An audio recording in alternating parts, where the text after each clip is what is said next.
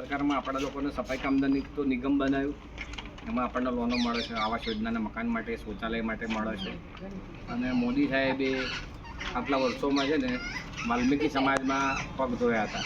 વાલ્મીકી સમાજને સૌથી મોટી એમણે એમ કીધું કે પૂજારી છે સમાજ.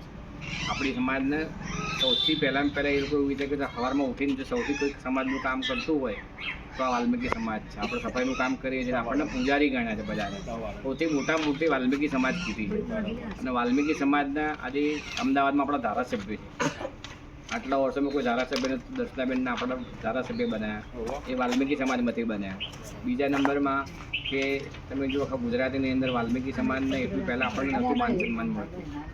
આજની તારીખમાં દરેક જગ્યાએ આપણને દરેક લાભ મળે છે. સફાઈ કામદારોના વારસદારની નોકરીઓ મળે છે. ઘણા બધા લાભ વાલ્મીકી સમાજમાં થયા છે.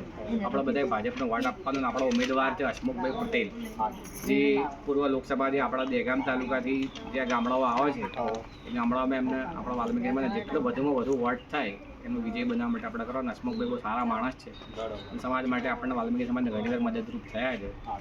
એક કાર્યકર તરીકે આપણે મત માંગવા માટે અપીલ કરવા આવ્યો છે. બધા વોટ આપજો. વંદે માતરમ.